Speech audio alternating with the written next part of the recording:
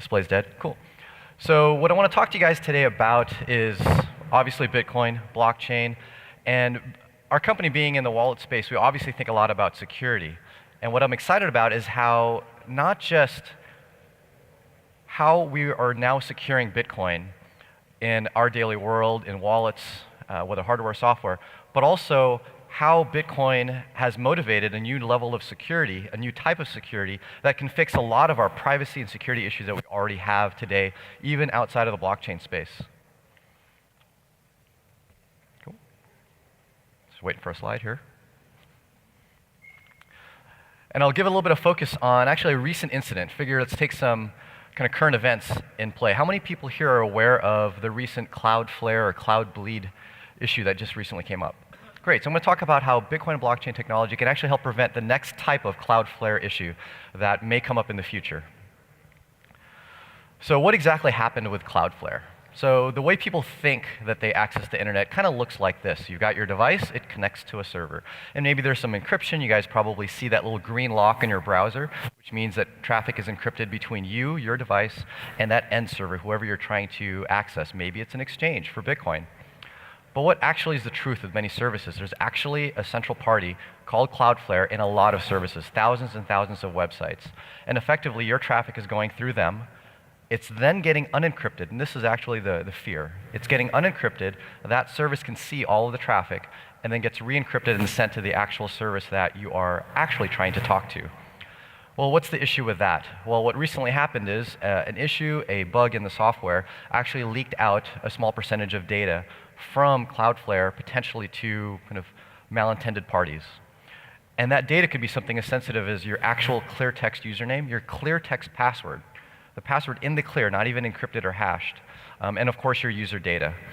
And that is the big concern that has created a whole lot of media attention around this problem, and probably has created a lot of awareness of this entire architecture in the first place. Should we be using this type of architecture? And so this type of architecture fits in with a lot of things that we do, I think, that are effectively broken. So in the same sense that we channeled a lot of data through this one centralized server, we also use many centralized services to hold a lot of users' data. So we call that the enterprise security model. And the problem with this model is that there's many weak points to attack. In the same sense that a lot of us really have issues with the centralized banking model for value, this is the centralized model for data, and data is valuable to us. You have to trust third-party storage providers, and a lot of the points of attack are just anywhere that you connect into this network of servers. And this has failed us time and time again. We can see that network and server breaches are effectively unavoidable. We hear about it in the Bitcoin blockchain space, obviously with Mt. Gox, other services like Bitfinex and Bitstamp effectively getting hacked. And this hack can happen both at the server level of those companies, and as we saw with CloudFlare, it can actually happen at that intermediary for our data. Happens as well in kind of legacy financial and services. So JP Morgan, as big as they are, has gotten hacked and compromised a lot of user information. There's simply what we consider to be way too much incentive to hack those services, get access to them, whether it's from the inside or from the outside. So really the security model is inverted from the way we really want it to be.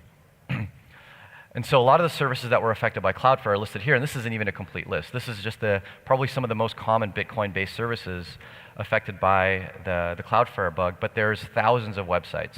So I urge you to look up the news. It's really easy to find, CloudFlare websites compromised. And if you have used any of these services, realize that there is although small, there is a chance that your in clear text username and password may have gotten into the wrong hands. And if it does get into the wrong hands, well, effectively what do you do?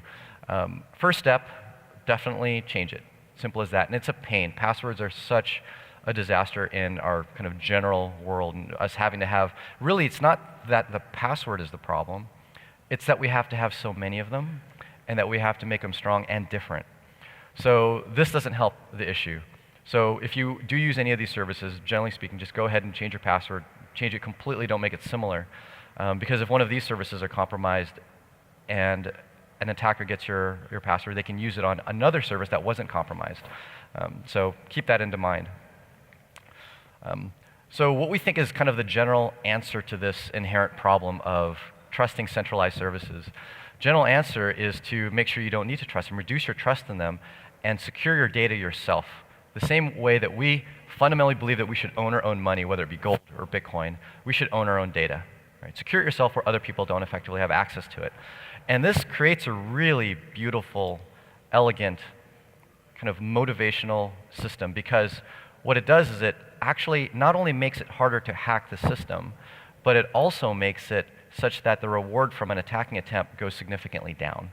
Instead of getting into that one castle that holds a lot of people's data, whether it be CloudFlare or your exchange, you now have to attack individual users, individual devices, one by one, and you only get the value in that one device that you successfully get into, if you even get into it at all. So this inverts the incentive model of security and attack. So this is what we really, really love about it, and this is what the Bitcoin space has actually motivated and helped build from the beginning. One thing about this model, too, if you think about your own personal devices versus servers, your own personal device, for the most part, 90+% of the time, is only making outgoing connections. It's saying, hey, I want to go to this website, I want to go to this service, I want to connect to Uber, I want to connect to this. It's rarely taking an incoming connection. So servers, however, are constantly taking incoming connections. Like I'd mentioned of that analogy of a castle, they're constantly having to lower the drawbridge over the moat and letting people in.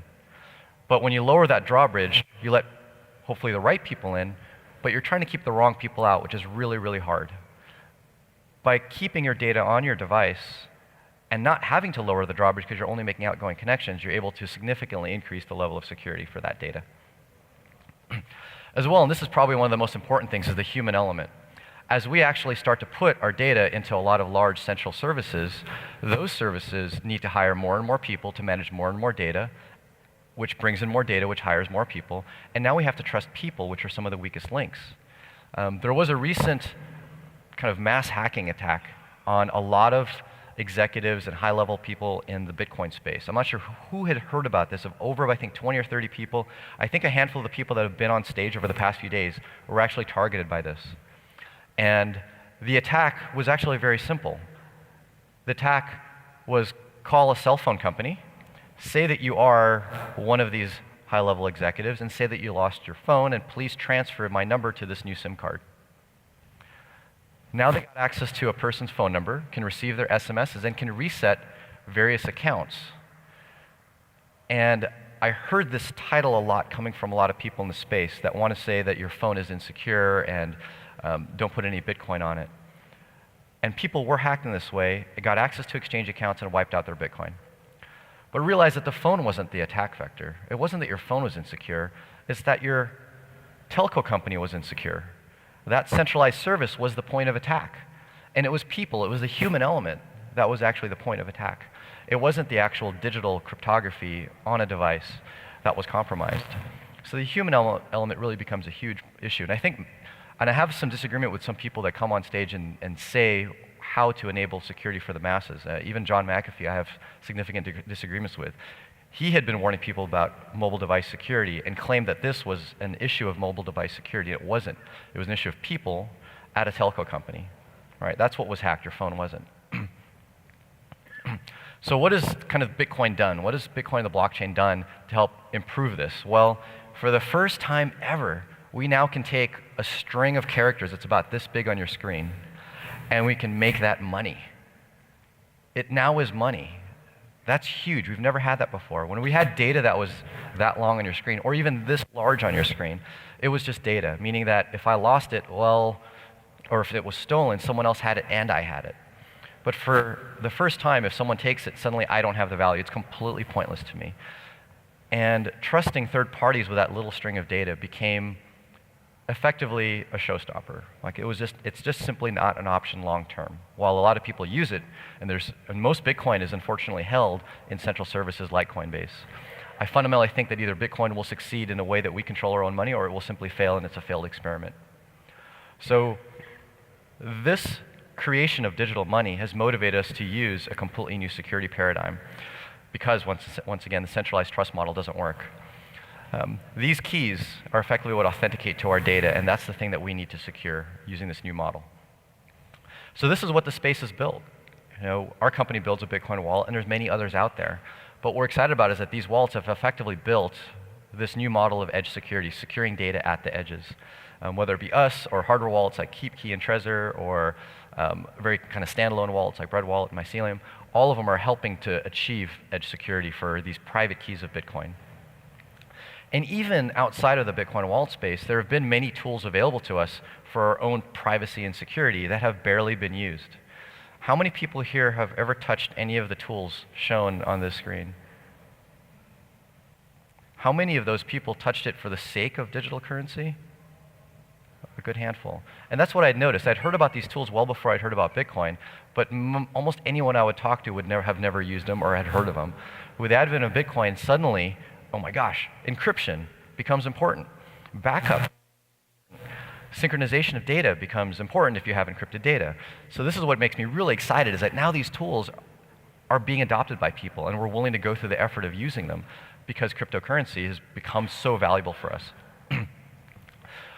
And now the cool thing is, once we've actually figured out how to use these tools, whether it be in wallets or standalone, we can now apply that to other use cases outside of the blockchain. It doesn't have to be Bitcoin, it doesn't have to be cryptocurrency. So private keys that authenticate to a blockchain can authenticate to other stuff. And this was mentioned in the panel, BitID, which is a protocol for authenticating to services using public and private key. Normally in a Bitcoin wallet, you hold the private key and you give someone else the public key. And the blockchain can see your public key after it's received money, and you authenticate to the blockchain as if you authenticate to a database or a website, but there's no password involved there. You're authenticating using public-private key. Now we can put that onto web services. So if anyone here is a developer or is helping build websites, anything that needs authentication, I strongly recommend incorporating BitID. Note that with a CloudFlare bug, if a web service was using BitID, any users that were using BitID had no password to be compromised. And a few of our partners that were leveraging BitID have made these emails and sent them out to their users saying, oh, you were using BitID, you're okay. You don't have to worry about obviously having to change a password, because there wasn't one, because it never got transmitted over the network. That little central authority Cloudflare never saw it. Instead, they saw a digital signature, in the same sense that in the Bitcoin network, there's a digital signature that goes out, but anybody can see it. It's fully public. It doesn't expose any sensitive information, which is the real beauty of it. So I encourage people to look into this protocol and utilize it. How else can we utilize that protocol? So if we're authenticating to websites, really what we're doing is we're kind of proving a little bit of our own identity to that website, even if it's kind of an anonymous identity. Just, hey, log me into my forum account on like a Reddit. Well, we can adopt this to actual real identity, and there's many projects in the blockchain space that are trying to do that. The way we prove identity today is effectively broken. We take pieces of our personal info, whether it be social security number, address, last few places we worked, credit card, whatnot, and we give that to an authority, whether it be a bank, a telco, our landlord. And effectively, the aggregate of that information is a private key. Because now they can take that information and go to someone else and say, yeah, I am this person, when really they're not. And that effectively is identity theft and identity fraud. But our system kind of motivates it, because all of our very valuable private key-ish information is getting passed around from party to party to party.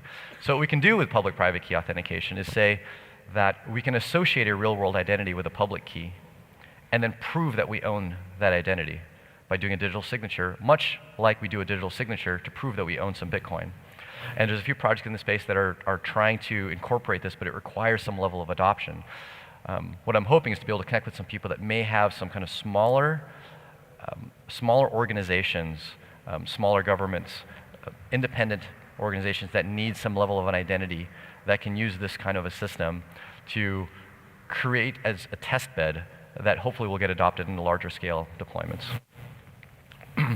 So other uses for kind of general edge security, well, whatever you have personal and private sensitive data that you don't want other people to have access to, whether it be private keys to authenticate IoT devices, information, personal information, contacts or calendar notes, financial applications. We think this is a great use for encryption and backup technology, your own records, passwords to banks, things like that, and also healthcare records, one that definitely needs a new level of kind of edge security because it is so significantly compromised. And if you work in the healthcare space or software specifically for healthcare, you know what the cost would be for a HIPAA non-compliance issue that you might run into.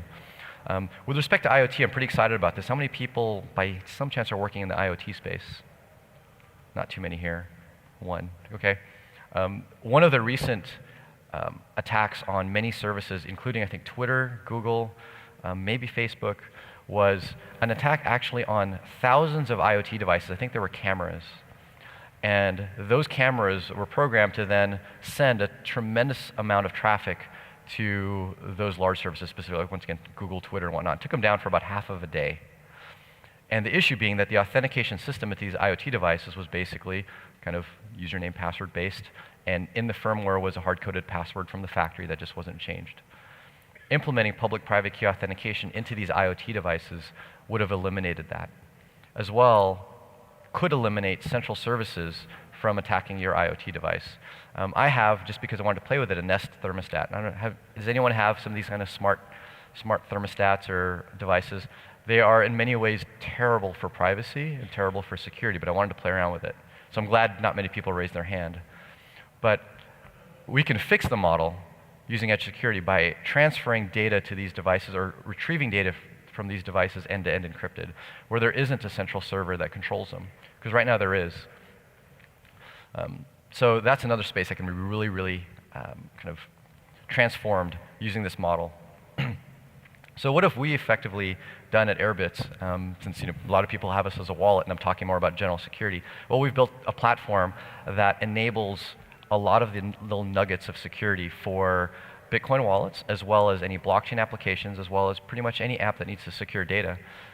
Our wallet automatically encrypts data on the user's device so that only they can unlock it. We can't. It automatically backs it up, so that way if you lose your phone, it's backed up and then synchronized from your multiple devices. We have revision control and rollback, because sometimes people edit data inadvertently and you want to roll it back. As well as we have one-touch two-factor. Two-factor is another important security measure against attacks on even central services. So recommend that, because of the CloudFlare bug, everyone enable two-factor on all of your services, especially on airBitz, and we implement the simplest one. You just enable it by a touch of a button. There's no text messages, there's no emails, there's no Google Authenticator, there's no Authy. You just simply enable it and then you're done. And then we have password recovery, which is non-existent in the cryptography space. We're one of the few innovators in the realm of being able to recover passwords, allowing users to recover their own passwords for encrypted data. And it's a very key piece from a viewpoint of usability of this new security model, this new data model. So I encourage people to give it a try. So for anyone here that doesn't already have Bitcoin, or even if you do, and you're looking for some different options in your wallet security user experience, give airBitz a try. You can download iOS, Android. If you go to airbitz.co/app, you can also download the direct APK for Android in case you don't have a Play Store on your phone, if you're from certain countries or you just choose to have a phone that doesn't have that. And it uses our edge security model for everything. It's not just private keys. We believe in full financial privacy. So even the settings of the app, what language it's set to, what your millibit setting is set to, what exchange rates you use, all the settings are full client-side encrypted. No one sees that other than the end user. And so in summary, I talked a bit about the CloudFlare issue, but really it's a greater issue in our general digital world of trusting a lot of central authorities. And I think that's not necessarily going to go away, but I'm excited that this ecosystem has kind of created all of these new tools for us, both what we've built and what other companies have built, and we can apply those tools on many different levels, on many different applications, but it kind of starts with us as users. We have to demand for it. Otherwise, the services we use won't even bother, because there's a lot of infrastructure for them to do it centralized, to do it the way they've been doing it for the past 20 years. But if we demand it, we can shift this model and not just increase security, but most of all, what I care about a lot is increase significant amount of privacy in our digital world. And that's it, and I'm happy to take any questions.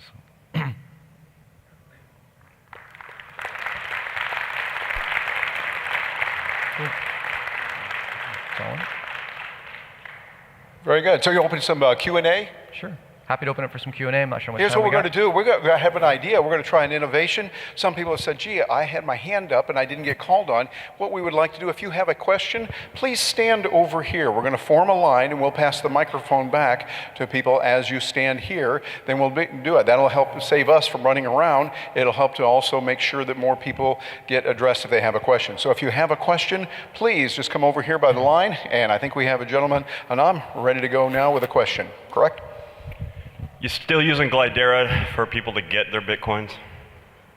If it's just a simple yes or no question, then yes, Glidera is one of our partners. We have a plugin architecture into our wallet that allows other third-party services to write plugins, whether they be for spending Bitcoin, such as Bitrefill, which is also integrated into airBitz, as well as currently Glidera, which has been acquired by Kraken for people to acquire Bitcoins. Correct. Glidera is frustrating the hell out of all of us. It's frustrating the hell out of us, actually, too. About 80–90% of our support calls are due to people having trouble getting identity verified with that service. So there are other options in other countries that are going to be implemented inside of airBitz. With respect to the US, there's not a lot of options as a third-party API, but we are working very closely with them to try to improve things. One of the biggest challenges for them, and this is kind of a broad sweeping challenge, is the payment processor that they use. They're the ones that triggers a lot of red flags on who is a person, is there a chance that they're going to be a fraudulent buyer of Bitcoin, and should we service them? And what they're working on is being able to have Glidera, Kraken themselves make that identity fraud verification as opposed to a third party, because a third party is incredibly sensitive. They trigger a lot of false positives. So once they can secure a good banking relationship, they can remove themselves from the association with the payment processor. And we worked with them in the early days. They actually did have a relationship where they could do their own verification, and we didn't have these types of issues. As soon as they had to switch over to a payment processor, and we determined that the payment processor is 90% of the issues, we at least know that there is light at the end of the tunnel. It's just been a long tunnel. And so, but we are looking at other services as well. So since we are just a software platform, the buy-sell goes through partners integrated. We can integrate with other partners. And if there are others out there, we're happy to talk to you. I've started the Connector app, and we want our advertisers to be able to pay in Bitcoin, and we will not accept government money. But it has to be easy, or we lose customers. It has to be easy for them to get set up. Can you help me with that? So I think in general, this space will, for a very long time, have trouble going from fiat to Bitcoin. And a lot of people blame Bitcoin on that. They'll blame Bitcoin companies, but we realize it's not Bitcoin's fault. Right? Bitcoin is easy to send and it's easy to receive. The hard part is it's really hard to receive fiat.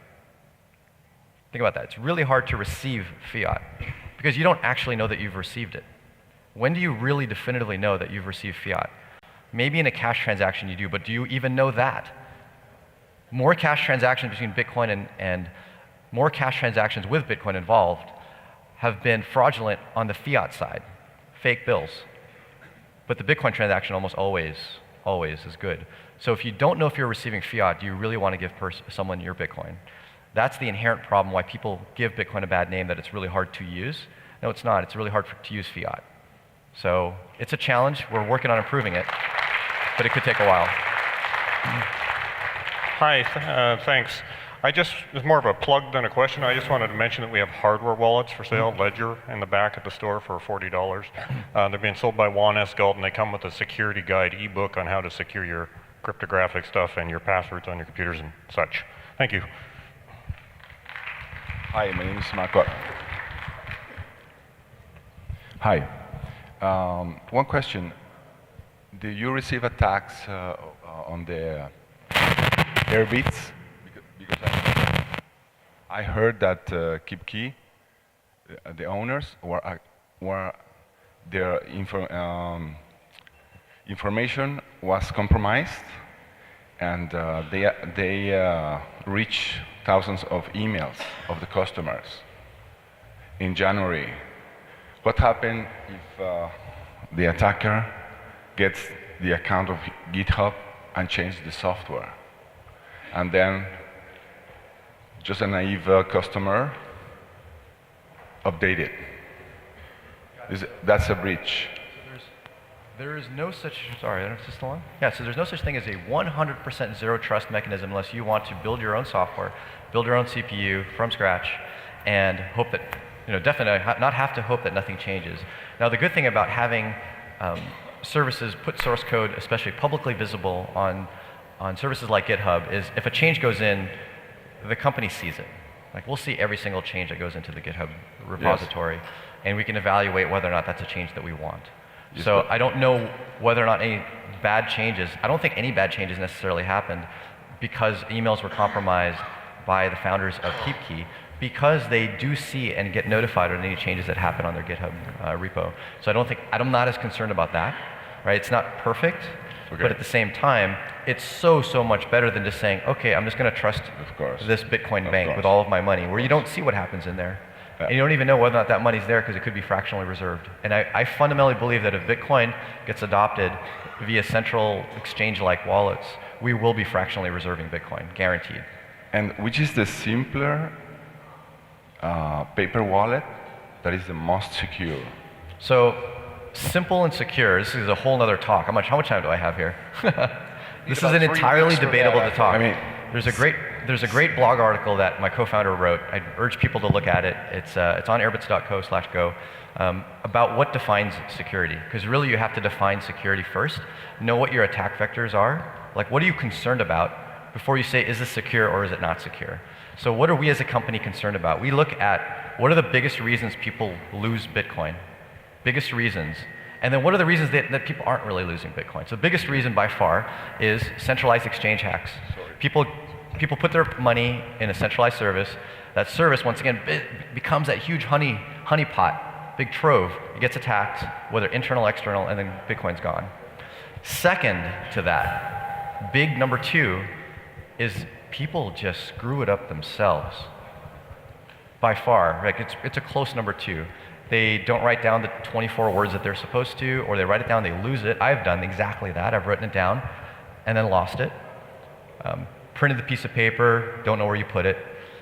Saved the file, don't know where you put it. All of that. Third, way at the bottom, is an actual device hack compromise, especially on mobile, because mobile devices are incredibly secure. Way down at the bottom. Now, a lot of proponents of Bitcoin, especially for new users, are already advocating solutions that protect against this risk way at the bottom, but create the problems that are way at the top. Because a lot of people look at these solutions, how complex they are, paper wallets, print a whole bunch of them, put them in different places, and they go, forget it, I'm just going to put it in Coinbase. Or they try to do it, and then they screw it up, including myself. So our take is, what's the concern? The concern, we take those top 2 concerns, and we say, let's make it as simple and as familiar as putting it into an exchange. But at the same time, make it forgiving, and where people actually own the coin, and you don't have that central security risk of an exchange. So really define your own concerns, and then choose security to address them. Another question? Hello. In regards to IoT devices and the encryption that you spoke of, I was just wondering if setting up a VPN would that be enough? So setting up a VPN I think it's a general question that you had asked. So a VPN is a very good tool for accessing kind of like an office or your home when you want to get into devices that are in your home. Most people don't have kind of the need to set up that channel because we do host these kind of centralized services. And it's also very complex. How many people have successfully set up a VPN into their home? Well, a handful, more than I had expected. It's gotten easier, that's good. Now the question is, what are you VPNing into? So what's the service that's in your home that you want to get to from outside of the home? The challenge is there's not many services that we can go and run on a computer, and do we want to have a computer that's on all the time? Right? So in a way, you can think of kind of the edge security model or your airBitz wallet as being a VPN from one device to another. The data gets encrypted on one, transferred and decrypted on the other, almost as if you had a VPN between the two. You can think of it that way, but unfortunately it needs to be embedded inside of the app. So for... Please use the Are mic. you encrypting the IP on the devices? The IP, you can't really encrypt IP addresses. Tor is what is the closest thing to shielding from an IP address leak, but the data is what we're effectively encrypting, so that the data can't be compromised. The fact that you're transacting through an IP address would require Tor, which we don't have baked into the protocol, but you can put into your router if you wanted, or enable on your phone if you're on Android. But what we're doing is we're taking the data itself, which is a major first step, and then IP address is kind of like the next step after that. Right, but the data itself is what's being encrypted. Cool. So you made me think about, like, throughout history, people have hidden gold in coffee cans under trees, and people, there's been a lot of gold and money and coins lost everywhere. So what's happening with these cryptocurrencies is there's a lot of people that aren't smart enough to they're going to lose a lot of Bitcoin and a lot of cryptocurrencies. Is any of that ever recoverable through the blockchain? You can't recover lost Bitcoin through the blockchain. You recover it through whatever service or software you used to secure the private key in the first place. And depending on how that service implements security of the private key, it may be very unrecoverable, slightly recoverable, or very recoverable. So really it comes down to that private key. And so what we've been focusing on is making that very human, making it such that recoverability of that private key is very usable to the average user, but still doesn't put anyone in control of that key other than the user. So that's a huge undertaking, but that's all we focus on. That's really it. So hopefully people are enjoying it. Hi. Hello. I'm currently writing my bachelor thesis on blockchain technology and the use cases for it and adoption of the technology. So I was wondering what your thoughts are about what factors really matter for end users to adopt the technology, or for example, in Germany, everybody is talking about blockchain being implemented in business to business as a clearing mechanism for banks, for example. But they say that the end user is not really going to use the technology or not be aware of using the technology. And of course, complexity is an issue with unknowledgeable tech users. Right. So for example, my mom doesn't know how Right. her smartphone works, for So example. there's a few ways which blockchain technology is going to get adopted over the course of time and us deal with the complexities. The number one way, I hate to say it, is people die. And people that can't handle the technology, really can't handle the technology as easy as we try to make it, effectively die, and then new generations come in. Right? It's sad, but it's true, and that's okay. That's how we evolve. But with respect to the comment about, oh, we're going to hide it from people and you won't even know you're using it. Think of every innovative technology that's ever hit our world. Did you know you were using it? A lot of times, yes, you did. And a lot of people liken blockchain and Bitcoin technology to the internet. Did you know you were using the internet? Oh, hell yeah, you did. But could you have used the internet and hid it from people? Yeah, you could have. We could have made voice over IP as the killer app of the internet. Would the internet be as disruptive as it is today if the thing that we used it for was voice over IP? We had slightly cheaper, maybe clearer phone calls. That wouldn't have done anything. That would have been so uninteresting. So really, will we know that we're using Bitcoin and blockchain tech? Yes, you'll know that you're using it. And there will be challenges in knowing that you're using it, like there were challenges in implementing email. You don't write a letter on a piece of paper and then have it go out on the internet, right? You type it and off it goes. So I do fundamentally think you'll know you're using it. It will get easier to use. It'll become more recoverable, more forgiving. But you will know you're using it is my fundamental belief. That's my opinion. And I don't think we should hide it to the point that people don't know they're using it. Because then what I think we're hiding is also the valuable aspect of it. Right? There's some value that we're decreasing by hiding it from people. Much like central services, Bitcoin banks effectively hide a lot of the benefits. Recently, I think literally yesterday, Coinbase announced that they had to stop servicing Hawaii. So any Hawaii residents could no longer use the services because of regulation there. So they hide a lot of the complexity of Bitcoin. But one of the biggest advantages of it is its uncensorable nature and accessibility to anyone, anywhere in the world with an internet connection. That is not true with their service. Now, they provide a very valuable service in other ways. They're a great place to go acquire, buy, and sell. But from the viewpoint of holding, sending, and receiving, you've lost a tremendous amount of the utility of this great network. So will you know you're using it? If Bitcoin succeeds, yes. Cool. Good. We have another question.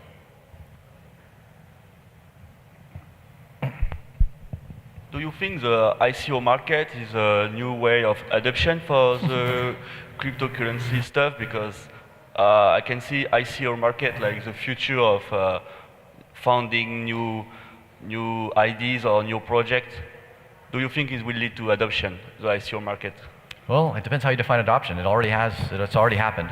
Yes, You know, it's companies happening. have raised a tremendous amount of money. I think what we'll find though is the general trend of this ICO market and companies raising funds is that we'll find that we're going to make sure that the company that's issuing this ICO has a core benefit through a decentralized blockchain, and that token has utility in that company's product versus it just being a way to raise money.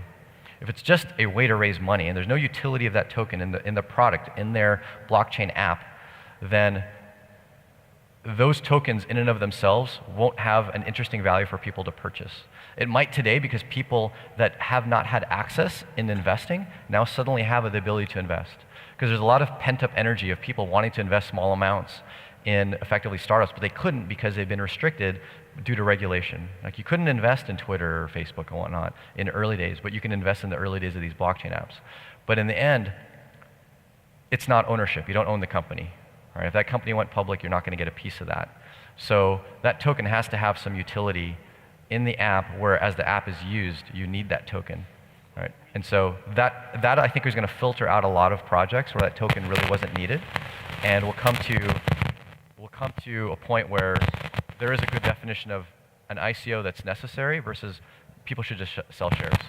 I think out of time, but I'm happy to chat with people afterwards. We are getting a lot of static on that microphone, so what we're going to do is going to turn this one off, and Paul do that. We've got just a couple minutes left. Oh, we do? Okay, cool.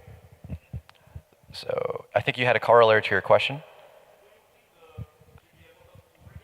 Will we have an actual, so the question that I had heard, hopefully I heard it correctly, is will we have a more robust ICO tracking rating mechanism? And I think that is absolutely going to happen. And I hope that that happens versus regulation happening. Because I think we have a power to self-regulate first and foremost before kind of bad things happen and ICOs implode and then governments come in instead. I'd much prefer that we go ahead and create some of these services to track ICOs and we just listen to, it's peer reviewed instead. So I hope so. I don't know for sure, and I definitely won't stick a strong claim on that, but I certainly hope that someone goes and builds those types of tools. And if there are any of those out there, please feel free to share. Yep, cool. I've got 3 minutes, maybe one more question. Yeah, hi Paul, thanks for your talk. I'm a Bitcoin addict. I try to get a lot of Bitcoins all the time. I've been in Bitcoin since 2012. I just wonder, because sometimes I go to bed even hungry so I can accumulate more Bitcoin. When is it enough? When do I have enough Bitcoin? This is a BA meeting right here. When do you have enough? Well, there is an interesting theory that I had heard on at least pitching other people on how much is enough Bitcoin. And the theory is that there's only ever going to be 21 million coins. And with respect to M1 currency, there's about $80 trillion worth of M1 currency. So if all you wanted to do, in the case, if you want to hedge against all currencies collapsing and everything going into Bitcoin, then you buy the number of coins equivalent to your net worth divided by 80 trillion. So your net worth's a million divided by 80 trillion, whatever that percentage is, by that much of 21 million coins. It ends up being a very small number. And it's actually an interesting number to tell governments too. Hey, you want to hedge against all currency collapse? This is all you have to buy. It's really small. But guess what? If you're one of the first governments to buy in, it's cheap. If you're one of the later, it becomes incredibly, incredibly expensive. So now you tell that to someone else, you say anything above that is gravy, right? So now your personal wealth is at least guaranteed. Anything above that is, upside. Now if you're a pure addict, then there isn't enough. You buy as much as you can. Thanks a lot, guys. Is airBitz SegWit ready? We're not SegWit ready. We depend on many different libraries. So much like software development, no one writes everything. No one writes the full stack. You depend on libraries, which depend on libraries and whatnot. And so we're dependent on several libraries to implement SegWit before we can implement our side at the very high level. But we're strongly interested in implementing SegWit. We believe in kind of both blockchain scaling by larger blocks and also by SegWit and other technologies and Lightning. But we're not ready. We're still a small team, so we're focusing on edge security at this point. All right. Thanks, everybody. Ladies and gentlemen, Paul Puey. Thank you, Paul. Excellent.